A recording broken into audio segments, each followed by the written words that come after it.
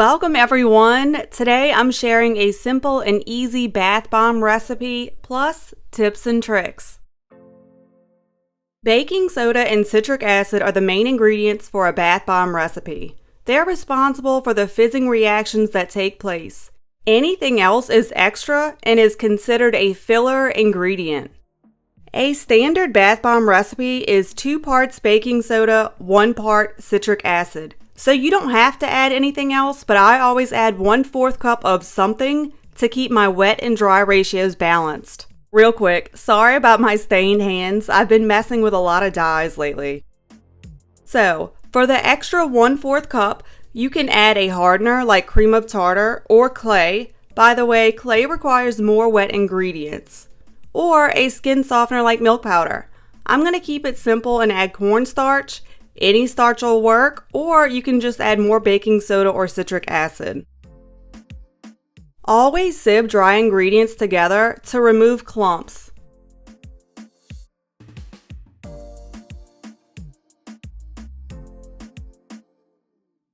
Then whisk the dry ingredients together well.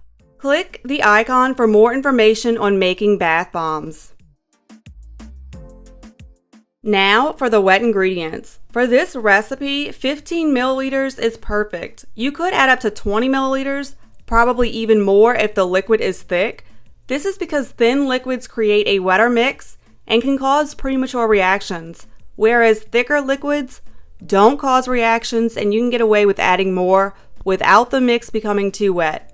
More on this in the description. You can add whichever wet ingredients that you want. I add fragrance oil, always use Skin Safe,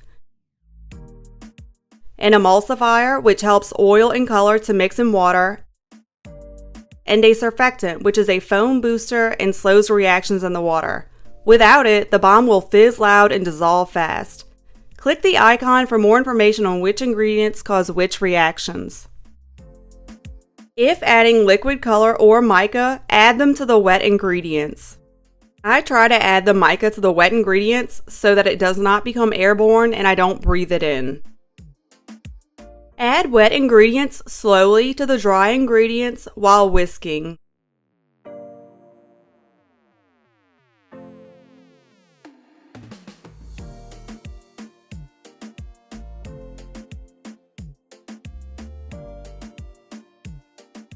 Normally, I don't add liquid color, so at this point I can divide the mix and add different colors. But add dry color powder at this point and mix ingredients together.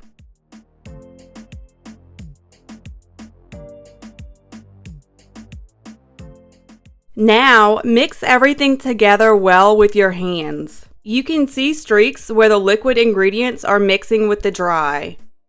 This part is crucial, so really get in there and mix everything well. I know it's done when my carpal tunnel starts to flare up.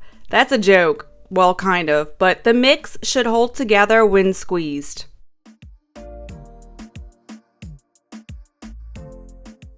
The mixture should be light, fluffy, and damp. You should be able to squeeze it into a lump and break it up again easily. Always make a small batch because the mix will eventually dry out. If this happens, your only option is to re-wet it. However, just know the mix will never be as good as when it was first made. I don't ever recommend spraying your mix with water, witch hazel, or alcohol, ever. In my experience, it may help for the first 5 minutes, but then the mix dries out quicker and you're left with a sandy texture that's a nightmare to work with. If you absolutely must re-wet the mix, I recommend adding 5 milliliters of polysorbate 80 or carrier oil at a time until you can mold it again.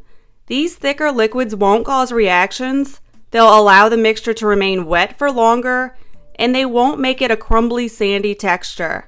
Check out the description for what to do if your bombs fall to pieces after you've made them. I purchased this cheap set of molds when I first started out and they're horrible. They dent very easily. Now I just use them as holder molds. Always use stainless steel molds. Anything else and you're bound to get frustrated. This was my first great set. Then I found these smooth molds and haven't used anything else. They're easier to mold with and they don't leave an indent around the bath bomb like others do. Smaller molds are easier to mold with than bigger molds. And shape molds can be really tricky, especially the bigger ones and the ones with patterns or letters. If you're learning how to make bath bombs, do not use these to start with. Okay, so fill the mold to the top, actually over, and then gently pack it down.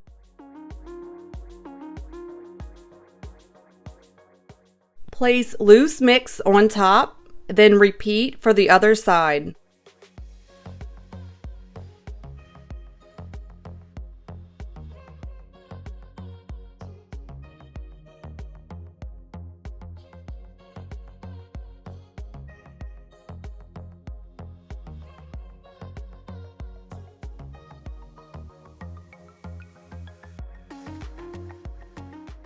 Now smush them together. Make sure the molds are perfectly aligned.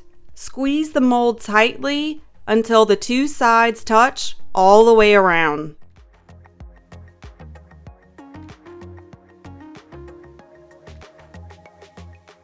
Tap both sides with a spoon to release the bomb.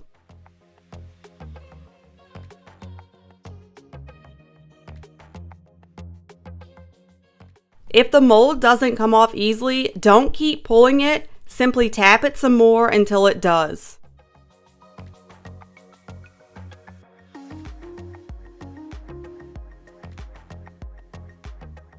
Now that both sides are released, I put the bomb in a holder mold.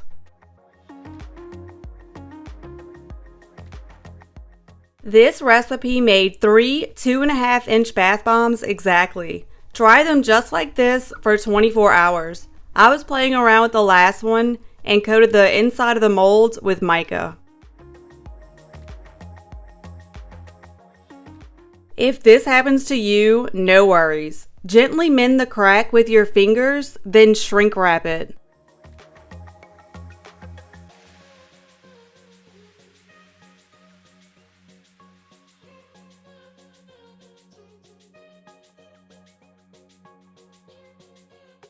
Then allow it to dry with the others.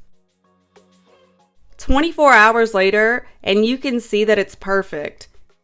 Except maybe where the shrink wrap bag indented the sides a little bit. Besides that, you would never know a crack was there.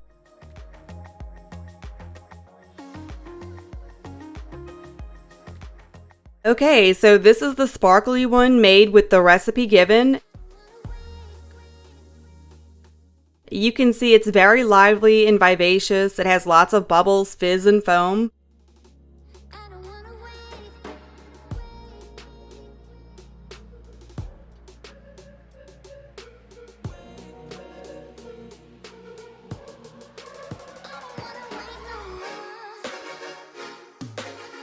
I included this one because I wanted to show you how different reactions can be when adding just a bit more of a surfactant to the recipe.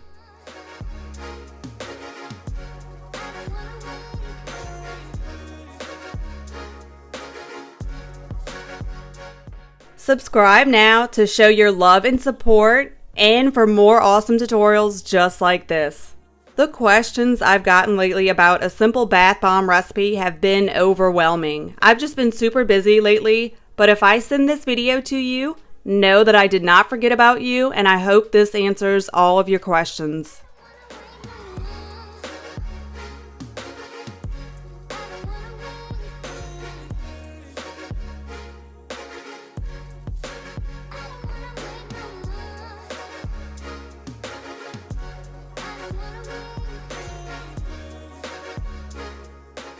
If you're interested in bath bomb making, please check out the description. I post updates, the recipe, helpful tips, and more. I promise you, you will learn at least one thing that you did not know.